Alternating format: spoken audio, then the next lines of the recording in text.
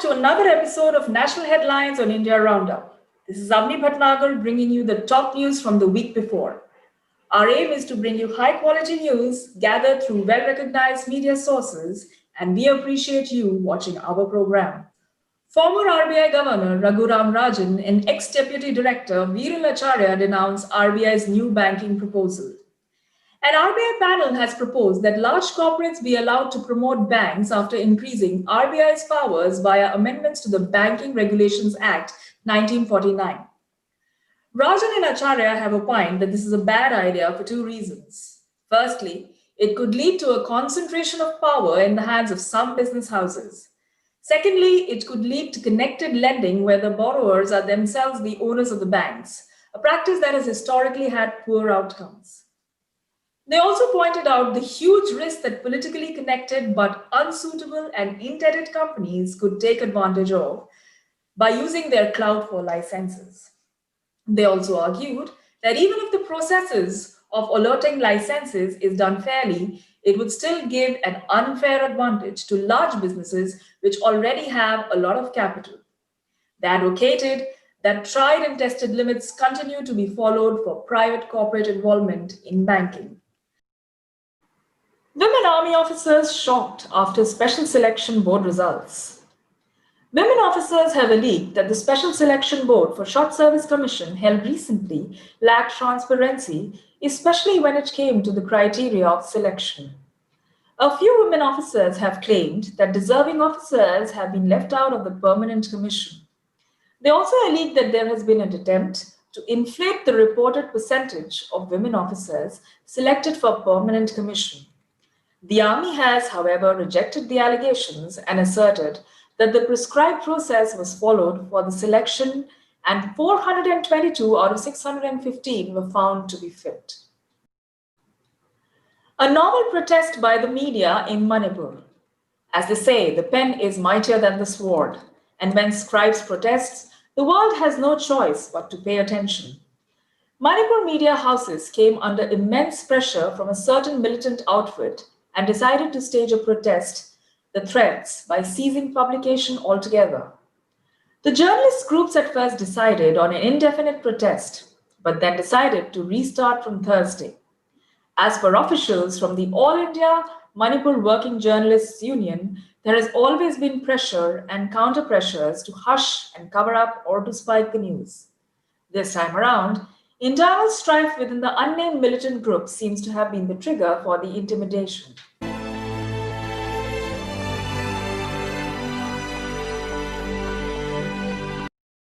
Prime Minister Narendra Modi performed the bhoomi pujan ceremony and laid the foundation stone for the new Parliament House building this Thursday.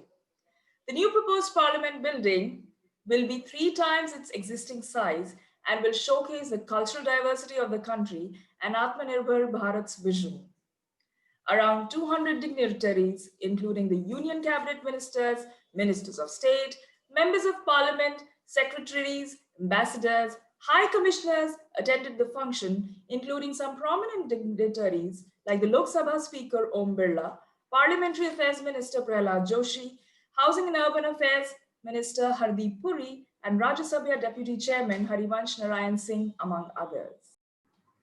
43 new Chinese apps banned in India, bringing the total number of apps banned to 222. Shopping site AliExpress is among the Chinese apps banned under the Section 69A of the Information Technology Act. Apps like TikTok and PUBG Mobile had already been banned prior to this. A government press release stated that these mobile applications were involved in activities prejudicial to India's sovereignty, integrity, defense, security, and public order, and the decision was based on the comprehensive reports received from the Indian Cybercrime Coordination Center. China has come out and strongly opposed the move.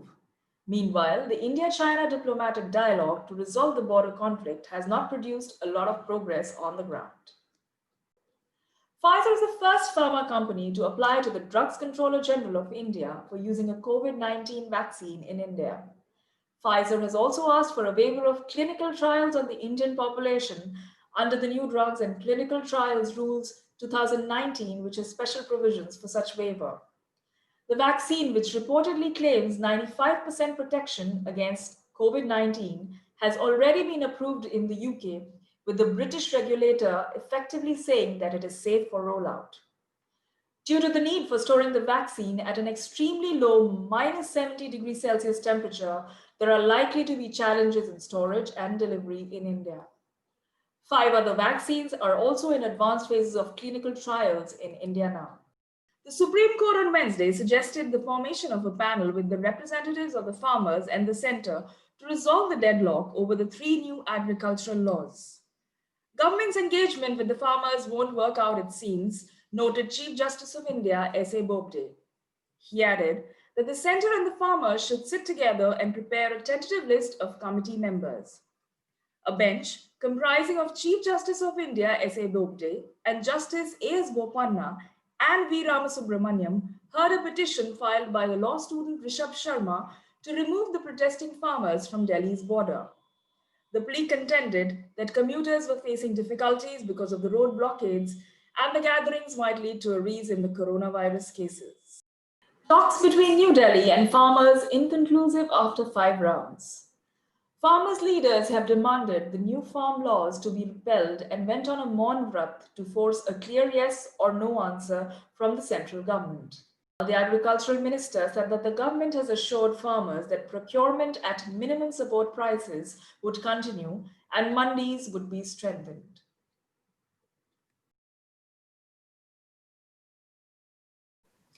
Justin Trudeau dismisses New Delhi's warning regarding what India called unacceptable interference. The Canadian Prime Minister reiterated his support for Indian farmers and their right to hold peaceful protests, even after India expressed displeasure to Canada's High Commissioner and pointed out that such comments could pose a risk to diplomatic ties between the two countries. Trudeau told reporters that Canada would always stand up for the right of peaceful protest anywhere around the world and said that he was pleased to see moves towards de-escalation and dialogue. India expressed concern that this could legitimize extremist activism against India from within Canada. Thousands of farmers have been protesting the new laws on farm produce tracing on the outskirts of the capital, and Trudeau's remarks came after the farmers faced a brutal police crackdown in Haryana. India, incredible India. That's all for this episode. Thanks for watching. Do share your feedback in the comments below. And if you like the program, please subscribe to our channel. We look forward to seeing you again next week. Stay safe, stay healthy.